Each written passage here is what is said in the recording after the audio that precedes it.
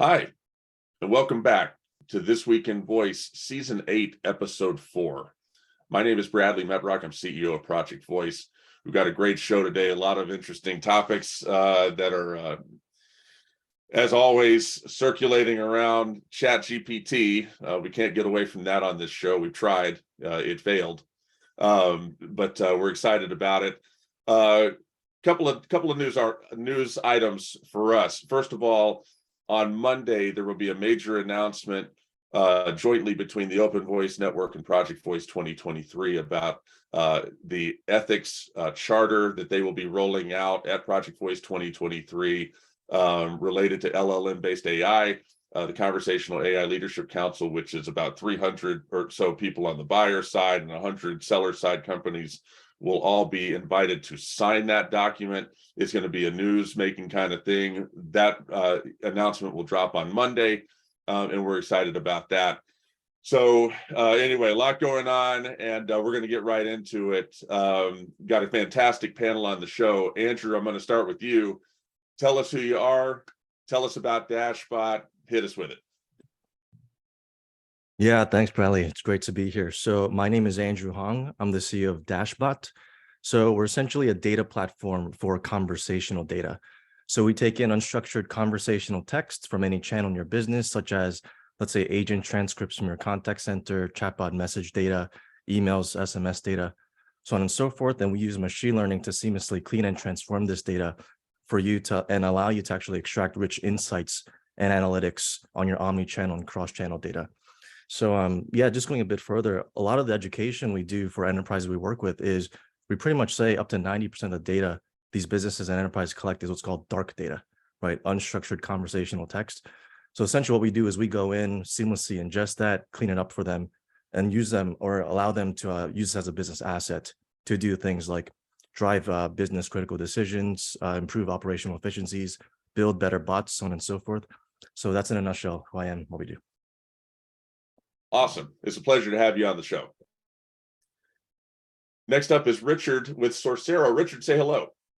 Hi, and thank you, Bradley. So my name is Richard Graves, and I'm the co-founder of a company called Sorcero, and our focus is medical analytics for life sciences. So just like many other companies here, we also focus very heavily on unstructured data. And the teams we serve are really the ones that face the whole medical market. So they speak with doctors and patients and researchers, payers and providers, and pay a key linchpin here. And we take that data, which absolutely, Andrew, most of it is dark, whether it's a transcript from an advisory board or someone who called in a medical information center. We provide those analytics to analyze trends, meet unmet patient needs, and generate the data for improved patient outcomes. We work very heavily with large language models and take it to some of the hardest places, which is really advanced technical and life sciences content and scientific answers that need to be extraordinarily accurate because it actually impacts patients. Richard, it's a pleasure to have you on the show. Thanks for joining us. Next up, we got Sam Danby of Boost.ai. Sam, say hello. Hi, Bradley. Thanks very much for having me. So yeah, my name is Sam Danby. I'm head of voice at Boost.ai. Boost.ai is a technology company founded in Norway. We specialize in conversational AI and contact center optimization. So what that means is we work with organizations in the financial sector, governmental sector, telco, media, to deliver virtual agents, whether that's chat or voice or other channels. And they're all customer facing, internal facing. We work with our clients very closely. We are the word no code, low code. So we enable our clients to develop and build these bots themselves, but we work with them throughout the journey with our education team and working with them to deliver the best projects they can. We have offices also in the US, the UK, and all Nordic countries. One of our particular projects that made a lot of news was Virtual Agent Network, where governmental bots in Finland talk to each other and hand over at the right time. So that's quite an interesting one. Thanks very much for having me on the show, of course. Pleasure. Sam, it's great. Yeah, great to have you. Appreciate you making the time. And of Yellow.ai, Raghu Ravintala. I assume I'm pronouncing that right. I assume I'm pronouncing it wrong. You tell me how I'm supposed to say it. But Raghu, it's great to have you on the show. Hey, thanks a lot, Bradley. Great to be here. And you pronounced it absolutely right. I'm Raghu Ravintala. I'm co-founder and CEO for Yellow.ai. Yellow.ai is a dynamic conversational AI platform. We help about 1,500 plus enterprises across the world automate their customer and employee support on chat and on voice, and wide variety of modern messaging channels, including WhatsApp, Slack, Microsoft Teams. Our platform has more than 500 plus workflow integrations with some of the leading enterprise softwares, including SAP, Salesforce, Oracle, banking and financial softwares, etc. We are backed by Salesforce Ventures, SAP Ventures, which is Sapphire, Westbridge, Lightspeed Ventures, one of the most well-backed companies in this space with more than $100 million raised. And we have customers across United States, Europe, Latin America, and Asia. So fantastic and great to be here and looking forward to the discussion. Raghu, it's great to have you. Yeah, so appreciate you making the time, and all four of y'all, some heavy hitters, some heavy hitter companies. So we appreciate that. And fortunately, we got some heavy hitter stories too. So we're going to get right into the news. Story number one, which is a two-parter. So actually, as a preface, like last week, we're going to keep the last story kind of short so we can have more time to focus on the first couple of stories here, because there's just so much meat on the bones to what's going on with ChatGPT and these LLM-based models that we're going to put as much time in there as we can. Story 1A, Alphabet shares dive after Google AI chatbot Bard flubs answer in ad. That's from Reuters. And then story 1B, Google is scrambling to catch up to Bing of all things. That's from Vox. So we're going to start in the same order that we did the intros in, and then we'll reverse after that, and we'll just sort of rotate as we go along. But Andrew, I'm going to start with you. Yesterday was probably one of the more eventful days. So we record this show on Thursday. Everybody knows that. Yesterday was Wednesday, February the 8th, and that was when Google had a pretty fateful product demo, which is the subject of these first couple of stories. Andrew, everybody's lining up to rip Google for messing up. I was about to say something else. Messing up another public presentation. I want to get your thoughts on these two stories, what jumps out at you, and your takeaways just from yesterday from an industry point of view. Yeah, for sure. I just want to preface this, Bradley. I'm recovering from COVID, so if my voice sounds raspy, hopefully your audience likes that soothing tone, is my hope here. But yeah, this is a meaty one, right? And I have a lot to say. So I want to start up by saying this is like a classic example of what's called hallucination, right? And ChatGPT also succumbs to this. So I read somewhere that ChatGPT's hallucination rate is something like 15%. So this is not something new, and ChatGPT also succumbs to this. I think this is definitely a media embarrassment for sure. Google's whole narrative against ChatGPT is that they want to be responsible in their approach of releasing these features, which I think makes sense. Should the Google team have fact-checked the demo before releasing it? Yes. Is it a big deal? No, not in my opinion. I want to show some information I pulled up this morning from a Fortune article that is of a less high-profile blunder from the Bing side on the exact same issue. So it says the new AI version of Bing, which Microsoft demoed to reporters after the keynote presentation, had a few mishaps. When asked about the death toll from the earthquake in Turkey and Syria, Bing cited data from February 8th, even though it was only February 7th.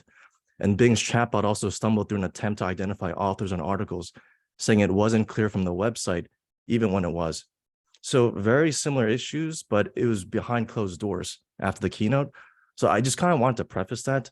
I think at the moment, we're kind of getting caught up in, I guess, what I call a media frenzy, right? I don't want people to forget the fact that Google owns like 90% of the search engine market share, and Bing has like single digits, right? So for all these articles to come out and say, by Bing incorporating ChatGPT or more powerful version of ChatGPT, and it has a chance to overcome Google's search engine market share, I think is a bit naive. Let's also not forget there are OpenAI competitors emerging left and right, right? And Google has invested $300 million in a company called Anthropic that was released last week, right? They're creating something called Claude, which it was started by former OpenAI team members, right? And apparently the performance is on par. We'll like to see about that. But also, I don't know if you all remember it, Google released something called Google Mina back in 2020. It was very much an extremely high fidelity conversational chatbot. They never publicly released this, but that was a predecessor to the Lambda model, which, let's not forget, last year Google employees said was sentient. So I think people are drastically underestimating Google's capabilities here. I do think the momentum Microsoft has demonstrated in the past few weeks has put Google on its heels. But I think due to this media frenzy, I think everyone is underestimating what Google has been doing the past several years in this space. So no, that was a very thorough answer. It was also a very diplomatic answer. And Richard, I'm going to go to you, and we're going to get everybody on the record with both of these stories. And you're up next. So, yesterday was a very eventful day. You just heard Andrew provide a whole lot of context behind his point of view on it. Share with us yours. So first of all, Andrew, I think you made some very good points. Second, this topic is very near and dear to my heart. The whole focus of Sorcero is we provide incredible accuracy on these LLMs on scientific questions that matter. And, it's one thing to flub a question about astronomy. And by the way, Andrew's completely right. Actually, ChatGPT flubbed astronomy questions at scale when it was asked. But it's even more critical in medical. And as we know, in medical and healthcare, AI is the fastest growing sector here and likely probably the most valuable. We work very extensively with Google, and we have over 17 AI models that originate with Google, and we have a patented domain model academy where we take these LLMs and we deliver next generation of accuracy on them in the medical space. So scientific questions about, what year was in astronomy is different than what is the best treatment to treat, HER2 positive breast cancer with a patient with certain conditions. There's a different level of responsibility and safety. I think Google has been more responsible, frankly. And I think part of the reason Microsoft has got ahead is because OpenAI has gone hard. And in being a separate company, they've been able to release stuff that hasn't yet impacted Microsoft at scale, despite their investments in this space. And I very much admire the OpenAI team, and we use their GPT models. But what I would say is we realize that what is needed now is tooling that takes these LLMs and brings them to a level of precision. So when we were at the Google Next Leaders Circle earlier last year, Sundar Pichai came out and said, we need our number one research priority at Google and with Google Cloud, which is what we've been working on, is to make LLMs not toys, but tools for industry. So we published last year the results of us taking Google AI models and deploying it at scale. We published this with Moderna on all of the COVID literature. And we were able to take Google models above 95% accuracy, actually 96.1 in this space, which was a breakthrough. Because doing it just with the way LLMs now, we're seeing 10x growth in parameters to get an additional performance of a couple percentage points. To get over 95% accuracy with a GPT-4 or GPT-7, they could be billion-dollar models or more. To try to get anywhere close to that level of accuracy today, because that rate, Andrew, as you said, is still very high. So we work with our customers. A lot of our customers have banned the use of ChatGPT internally at some of the largest life science companies in the world, and they're moving to instead containerized pipelines running on our tenants where it could be contained and we can validate every piece of data. So we validate every citation against a 2 billion citation archive that we've built, because ChatGPT and the GPT models sometimes hallucinate an entire bibliography. At the other time, it could be incredibly powerful at making literature accessible for plain language summaries. So there's great strengths and great weaknesses, but I think Andrew's right. I think Google, in partnership with some of the technology that we've actually been developing and delivering into the scientific markets, can be incredibly precise. And that's what's really needed to win in these markets. No, that's great. I appreciate that commentary. And Sam, I'm going to go to you. So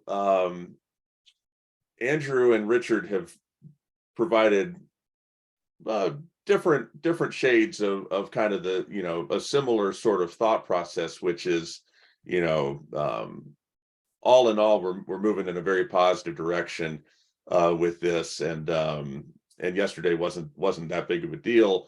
I want to get your thoughts on how you perceived what happened yesterday, and what, if anything, stood out from these particular articles talking about it as well. Yeah, I mean, a lot of what I'm going to say is probably just going to echo the same as Andrew and Richard, but I mean, we've all demoed live and we've all gone wrong, right? Of course, but maybe not with that much financial cost to doing that. But I personally, of course, the combination of what happened and the combined releases or announcements this week from Microsoft and what they are doing, of course, combined were probably a blow for the valuation. But it kind of, I don't believe that the market share was dropped because of this demonstration. But of course, together with the announcement and this, I mean, of course, investors probably got a little bit scared. But as I said, Google is they own this space, and this is their beast search. But it also shows, of course, that the limitations has been discussed to these large language models and the importance of using them with care. They are a beast, and you've got to tame them. And of course, there are going to be restrictions. And of course, making sure that the information you're using, you have the right sources and the information is being taken from a credible source, because they have a huge responsibility for delivering these kind of responses, especially as Richard said, in medical. I mean, who hasn't used the Google Doctor when you're searching to find your symptoms? But I think, Google's not going to sit back and let this happen. I think the cautious approach is one that they've announced they're going to take. So it's a combination of they're going to be announcing features shortly, but they can't give a date. But when they do rush things, they don't come out correctly. So it's going to do we accept that they're rushing them out to show in demos and get them wrong without the QA that's needed? Or do we accept that it's going to take a little bit of time to get these models out? But I think Google's going to come, this is Google's space. I think that, of course, Microsoft has shown something a little bit more polished. It's going to take people time to move over, if that's something people have been discussing in some of the articles. But I think talking about search in general, it hasn't changed very much in the last 10 to 20 years. So it's going to be exciting to see what they come with. And I'm pretty sure that they're going to come with something that's a little bit more ready, with better quality assurance. Well, you're touching on something that, before I ask Raghu the same question, it's interesting the habits that we form. And, I open the browser, Google Chrome, and the immediate first thing I do is type in www.google.com. I don't ever, the Google taskbar is there. I just type in google.com, and that's like muscle memory at this point. And Microsoft is fighting that as much as anything else. And we'll come back to that. Your points are well taken. But Raghu, you've heard three, forgiving takes on this subject. I want to hear if you agree, and just how the events of yesterday and these articles struck you. And you're on mute. Yeah, thank you, Bradley, and absolutely great points from Andrew, Richard, and Samuel. I have a little bit of a different take on the gravity of the events happened over the last 1 week. I think the biggest impact of the events that happened over the last 1 week is that I think people's belief that Google had monopoly over how internet information is accessed from internet is being challenged.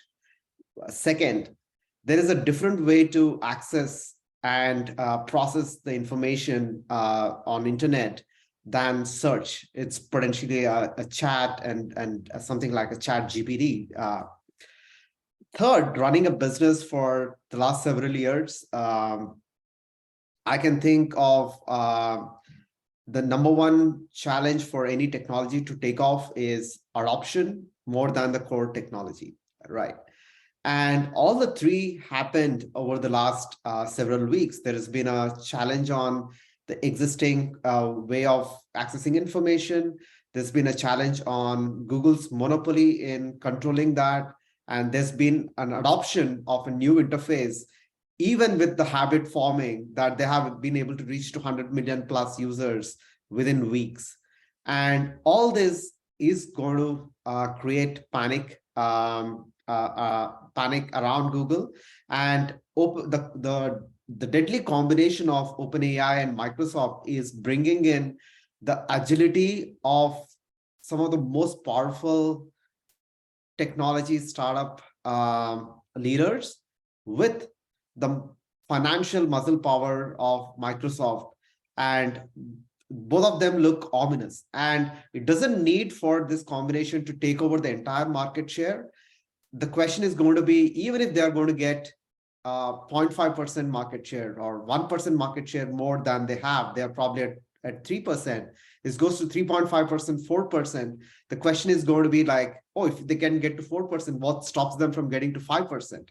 And then what stops them from getting to 6%? It is a momentum game, and narrative around all this is going to be pretty challenging for the incumbent players. So I wouldn't write them off. I believe that we are in a moment of time where there is being a fundamental shift in how information is going to be accessed and how information is going to be created. For the first time in the world, computer is creating content at an unbelievable levels of accuracy. So I'm excited about this moment, and we believe that I believe that it's absolutely a really, really big deal in the overall next coming years on who's going to really dominate this space. No, that's great. So let me, I appreciate you taking the time to go through that. And look, the comments are really well thought out on this, but I'm going to play devil's advocate, okay? So yesterday we had, and I was caught up doing a bunch of stuff. I actually didn't see it when it happened, but so on its face, we've got a major tech company that had a bad presentation and lost $100 billion. I thought it was 100 million, and that was corrected. No, it's with a B, it's billion. Equivalent to, I think, 9%, 10%, something like that of their enterprise value. Now, normal people would be fired for such a thing. And on top of that, you know, where my mind immediately went to was the Google Duplex presentation. Andrew, you did a great job sort of providing a lot of the context of Google's, you know, what brought Google to that point. But I go back to that Google Duplex presentation, and I believed at the time, and I think it's played out, that it's almost like they're a little snake bit with these executive presentations. And not only did, you know, the presentation yesterday, but I also didn't particularly care for the company not making Music LM immediately accessible to people and kind of keeping that behind a wall. But so devil's advocate point of view is, you know, this is a pretty substantial error caused by rushing to do something, which is caused by what rushing is always caused by: lack of preparation and failure to adequately prepare before the arrival of something. I'll open the floor to any of y'all who want to address that. Tell me I'm wrong. Tell me this is you know, forgivable, and in fact, you know, I've got it all wrong. What I would say is, the first thing to understand is LLMs are a different technology. This is not something as simple as software where you have a demo and you've prepped everything ahead of time and it just happens. The thing about LLMs and these large models is they're learning, which means you can test, you can validate a response, but you could do a prompt and you can get a different answer. And so one of the things that can happen is you may have tested it 10 times ahead of time and you got the same answer, and something in the model can be shifted or adapted as it was being done live, and you can end up with a different answer from that same prompt.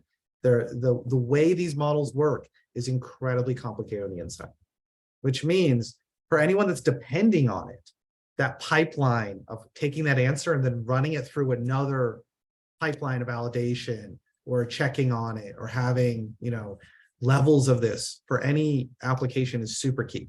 So I think the other company folks here, a lot of what our business is not using a raw language model. It's building the tooling around it to make it much more valuable, much more effective, and actually working for enterprise needs. And that is, I think, the little secret here, which is these things are kind of living in the way that they evolve, and you need to have tooling around that. And you need partners who know how to make it, you get the benefit of this AI, but not also face the downsides and challenges when it's facing customer. I don't know if Raghu, you'd agree with that. Well, if whoever came up with the term hallucination for an error for this was a genius. I can't wait till my 11-year-old son comes home and says, "Oh yeah, I put 2 + 2 = 5, but that was just a hallucination. Sorry." Let me ask all 4 of y'all, and I'm going to start in reverse order for the next story. So I'm going to stay in the same order for this. Andrew, I'm going to start with you and go back in the same order. I want to get everybody on record with something that also crossed my mind yesterday with these stories, and just in general with all this. Is there any way, give me a brief answer, all 4 of y'all, on this, couple of sentences. Is there any way that OpenAI, Bard, LLM-based AI is a fad or gimmick at this point and not something with permanent and long-lasting utility? Andrew, I'll start with you. You can go in reverse order, Bradley. No, I'm just kidding. I think there's a possibility for sure, right? Depending on the use cases, especially what Richard said in his field. I think you have to take I think the technology of LLMs could become a fad if it stays in the realm of like academia, conceptual nature. It has to be applied in business use cases, right? Unless that's done, and like, for example, Microsoft has started to do this, right, by incorporating it into a search engine. I think that way you can start to commercialize it. If that doesn't happen at scale, it could become a fad. So it's possible, right? It's possible this could become the next Clippy, right? That was also a fad. We'll see. No, yeah, no, that's don't slander Clippy like that. Yeah, no, that's I agree with you entirely. I want to get everybody on record. Richard, same question to you. Any way that all this stuff we're talking about is just a fad? Look, there's always a hype cycle. I would say elements of this might not survive. What I'd say is, particularly, honestly, some of the chat functions. They're very exciting, but I don't think generative AI goes back in the box. And the reason for that is we are seeing markets where everything has been done manually before. To give an example, tens of thousands of papers are having to be generated to meet European compliance requirements. You can't do it without AI these days. That stuff is out of the box as soon as the business workflows are validated, which is what we're doing now. It's going to just last.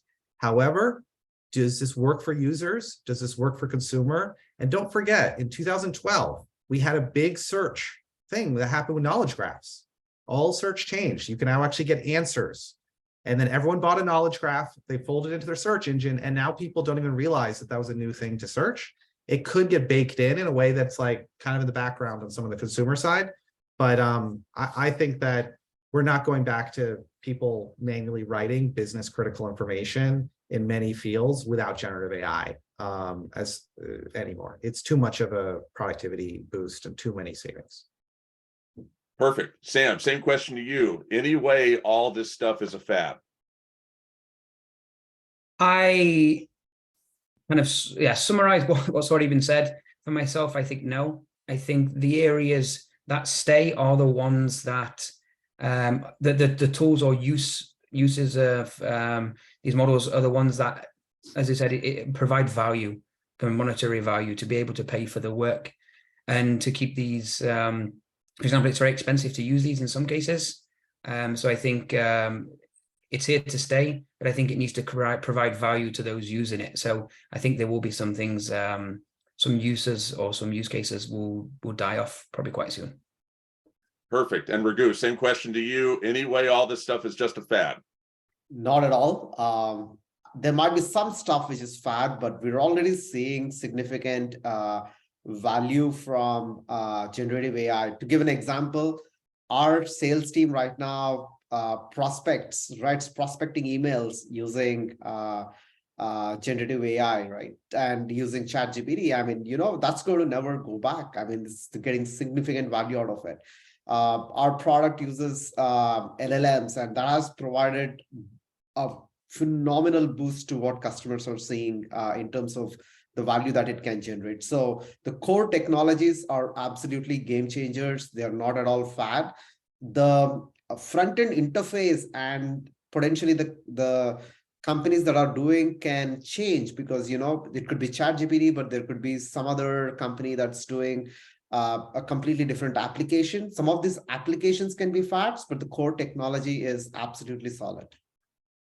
Perfect. Yeah, I couldn't agree more. I think back to when the iPod came out, and actually, it was more so. A better example is when the iPhone came out. So you had like BlackBerry saying, "Oh, look at this toy. This is here today, gone tomorrow. This isn't real." Everybody wants to type with our little clicky keys. This isn't a real business phone. This is going to be gone. Well, now, the book's been written on that. Everybody loves to claim something will be a fad when they're scared of it, rightly so. But yeah, I couldn't agree more. I was mentioning an article last week on the show about the headline was real estate agents can't possibly imagine going back to life without ChatGPT. Like, that's literally what it said. I'm not exaggerating at all. That was the headline, and it was on CNN or something.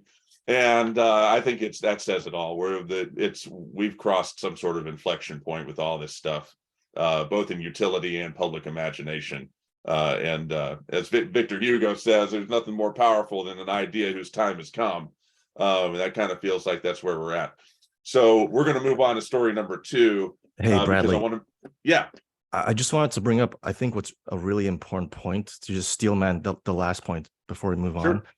on. You kind of mentioned like Google getting 100 billion wiped off its market cap, right? And I think it relates to what Raghu said. I think the main reason that happened is people saw a potential for Google's incumbency to get challenged, right? And I think what's very commendable and inspiring about Microsoft is you're seeing a Fortune 100 company, like top 100 in the world, acting like a startup, right? Releasing new features extremely quickly against competition, against the entrenched incumbent like Google, and building a lot of momentum. I think this is what they should be doing, especially if they're trying to swing for the fences and go from single digit market share in the search engine space and try to challenge Google. I think that's being overlooked a little bit. Is you don't see this often where a company the size of Microsoft is moving and behaving like a startup. So I kind of wanted to commend them in that aspect, right? Because I think that's getting overlooked a little bit. Well, I agree. And I think that with the story of all these layoffs has been trying to rekindle startup mode.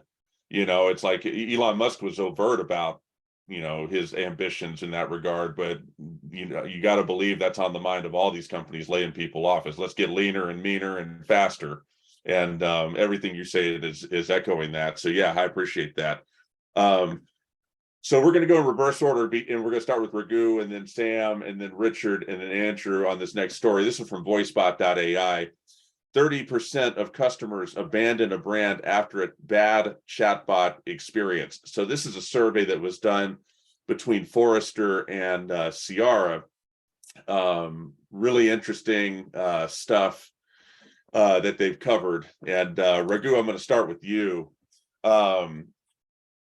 What stood out? It seems like sort of an intuitive conclusion here, but I want to just hear your thoughts and your take on this piece. I think this has been the core of us building our brand and building our company. Is brands essentially deal with either moments of trust or moments of failure, right? And we have consistently seen that companies that have provided us, I mean, I'm not surprised by that article at all, is we have seen both our prospects and our customers talk about their conviction around voice assistants and chat assistants being widely different based on the experiences that they personally have seen in their interactions. So, and it kind of, I'm lining up with the entire LLM and LLM models. And what Richard was earlier saying is that the whole point of companies providing conversational AI, virtual assistants, is take the power of LLMs and make sure there is enough control, configurability, tooling to make sure that the brands are actually providing moments of trust rather than moments of failure where you have really high fidelity interactions, even if that involves work around making these more configurable and more controlled in the way that they are deployed. That's my take on this, Bradley. No, that's great. And it's convenient to start with you for the story, and just because it's an interesting one. And it's an interesting study that Ciara put together. And Sam, I'm going to go to you. I'm going to ask you the exact same question. What stood out to you from this piece? Yeah, I'm equally unsurprised. I mean, in the chatbot space, there's reportedly over 3,000 vendors, and it's a very busy market for people trying to buy these services.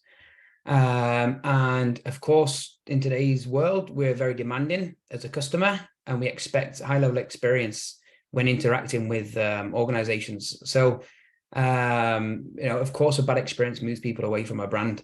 So it's important for companies to select the right vendors for this, to be able to deploy successfully. And now, focus has moved heavily away from what you could say a chatbot, and now people say virtual agents, digital assistants, and kind of moving away from the word chatbot a little bit because they try to use that term as something that does provide only a bad experience. But it takes curated and careful design to build good interactions with these bots and systems. And companies need to provide a multi-layer service of being able to assist users when they ask questions and require assistance, and of course then hand over to a human in potential cases where it is starting to be a bad experience. And you can see in cases where, especially for voice, over 60% of bot design is conversation recovery. So when things start to go bad, instead of giving them the poor experience where they're going to leave, we recover the conversation, we continue the conversation, or hand them over to the right fallback mechanisms. And trust is an important word that's been mentioned in the article. And I think what we found is trust.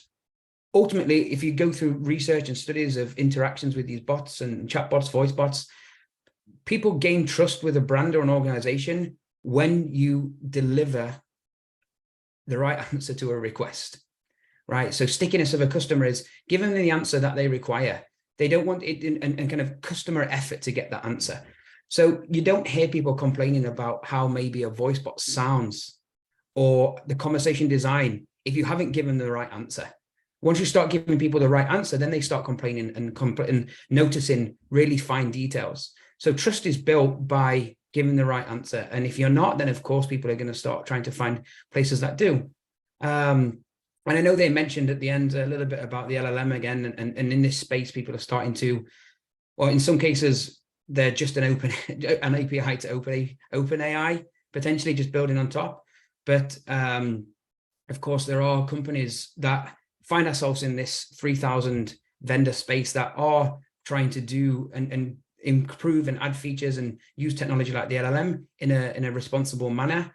And I think it has some really good uses for both understanding users' requests. I don't think direct chat is potentially the best use case, but being able to provide a enhanced customer experience, a smoother, streamlined, lesser customer effort to get the answer than maybe they're getting today. And then also that expands to potentially, we're talking about contact centers here in many cases where people normally interact with.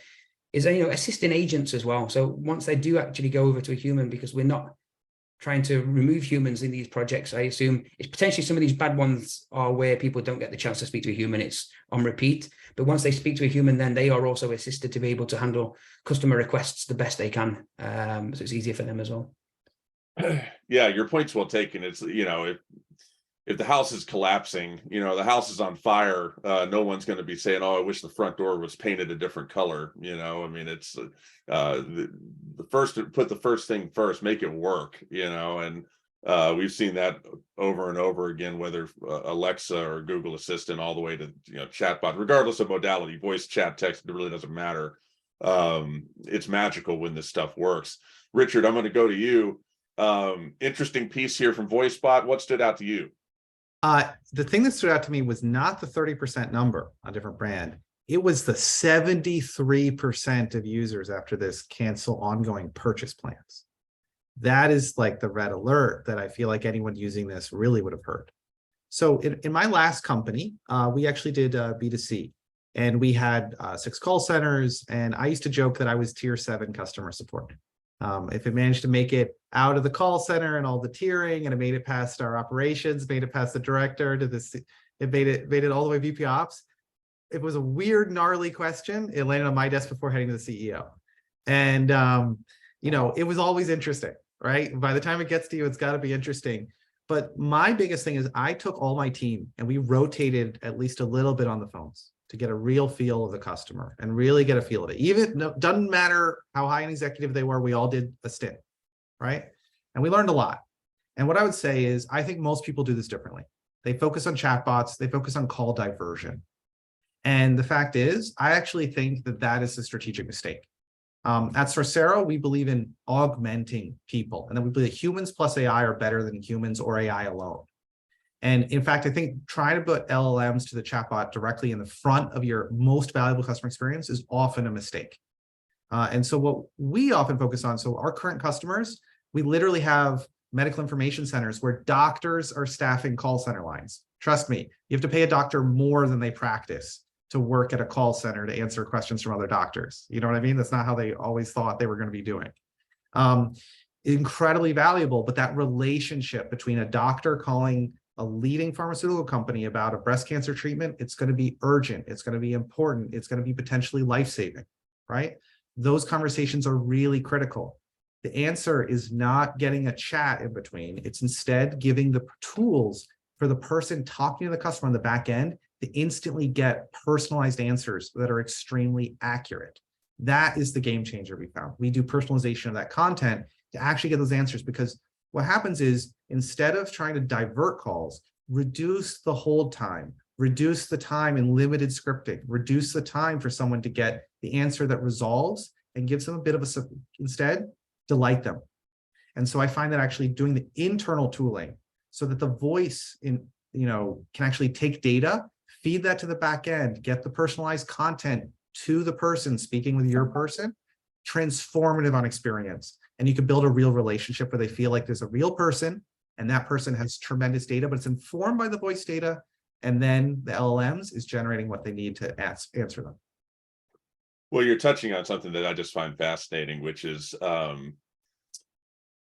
ultimately when the book is written on customer experience approaches powered by technology, how they're going to differ across verticals, those little nuanced differences on how a banking conversation needs to be staffed and empowered and enabled by technology and empowered and enabled by humans versus how a hotel conversation needs to be empowered and enabled by both humans and technology.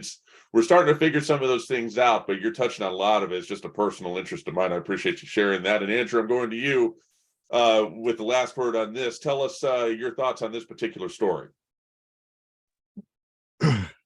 Yeah, I think everyone brought up great points.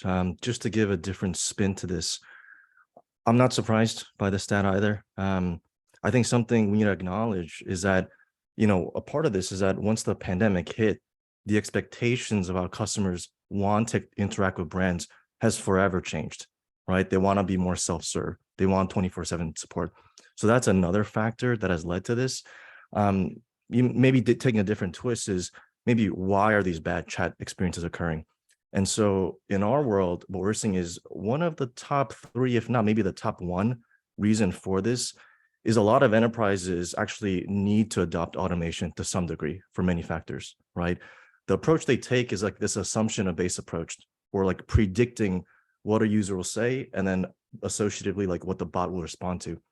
So they create this like artificial like happy path, but almost every single case it completely diverges, right? And like that's not how we as humans talk. We don't predict what someone's going to say and respond to it. We kind of adapt and learn from prior experiences, right?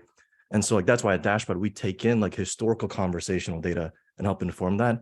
But that's kind of the number 1 experience I see, or the number 1 factor I see like these enterprises take is they try to predict what's going to happen, and it almost always fails. And like you as a customer, if you try to interact with the brand's bot and it just goes completely off the rails, that's extremely frustrating, especially with these higher expectations once the pandemic hit. So I agree with what everyone said. Just wanted to give a different take on it. No, that's great. And I think that ChatGPT and all these this stuff in this nonstop 24/7 media barrage about LLM AI and LLM news and all this stuff, it just raises the bar even higher. It actually takes the bar and it moves it up multiple rungs. It says now, the public's basically saying, here, go clear this. I think the loss in valuation on Google speaks to that, that the bar is incredibly high for performance. And I think that there's other evidence of that. I think this article is another great piece of evidence of that. It's customers expect this stuff to work. I think we've seen that with Alexa. There's tons of stories over the 8 seasons of this show have touched on this in one way or another, but people are ready for this stuff to work. And fortunately, they got folks like you delivering it, all 4 of you. We're going to close with story number 3, and it's going to be very brief. I went out and found a Kansas City publication to talk about this. This is the local Fox affiliate for Kansas City. Chiefs fans won't like Amazon Alexa's Super Bowl prediction, and it actually just basically regurgitates what looks like an Amazon press release, informing the world that Alexa thinks the Eagles are going to win. I just want to close the show. We got Super Bowl Sunday on Sunday with all 4 of y'all telling me who you think's going to win. Andrew, I'm going to start with you. Richard, Sam, and then Raghu, I'll close with you. Andrew, who's going to win?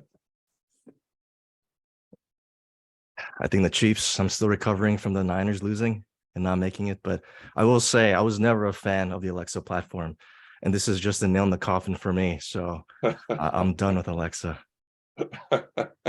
Hey, I understood. If it said something about my Titans, I'd probably, the neighborhood would find some Echo devices in the trash. But I haven't crossed that bridge yet. Richard, same question to you. Who's going to win the Super Bowl? Well, my whole commercial team is mostly in Philly. They're all in Eagles, but I got to say, all of the Chiefs fans, I think they're hoping that this is a hallucination. I like that. Thank you. Sam, same question to you. Who's going to win the Super Bowl? Yeah, even though I'm from the UK, I do like my football. Been a Packers fan for a while, but so this year I've not watched much. I'm going to go for the Chiefs. I think with all the news that's been announced this week, with a lot of the LLMs and some of the search discussions, and Alexa's predicting Super Bowl results, so I think it highlights kind of where voice is going in the future. But yeah. There was an article actually I was going to include with this about how Siri, Google Assistant, and Alexa all, I think, predict the Eagles to win, but that article was behind a paywall, so I said no thanks to that. But Raghu, I'm going to close with you. Who's going to win the Super Bowl? Yeah, I think it's going to be the Eagles. They're not expected, but it's you're getting some contradictory prediction from the AI model. So I think that would add to the hype, and it'll be fun to see. Nice. Gentlemen, I appreciate y'all setting the time aside, and I do think the Eagles will pull it out. The you'll be hearing a lot on Sunday about how the Eagles swindled my Tennessee Titans. And I mean, it was highway robbery with getting A.J. Brown, one of the top 5 receivers in the whole game, off of my Titans onto the Eagles roster, where he has dominated all season and probably will help them win on Sunday. So that's very upsetting. But as I talk to ChatGPT and Alexa and any other AI that'll listen, I find that, they really they don't care too much. So anyway, I appreciate y'all. Great conversation. Andrew, Raghu, Richard, Sam, thanks for making the time and sharing your experience with not just me, but the audience as well. Awesome. Thank you very Thanks, much. everyone. Awesome. Thanks, Great. Bradley. A great experience, Bradley, and great to be on a great panel of leaders in the field. Appreciate y'all. So for season 8, episode 4 of This Week in Voice, if you are listening on your podcast provider of choice, we appreciate you. If you're watching us on YouTube, we appreciate you. Until next time.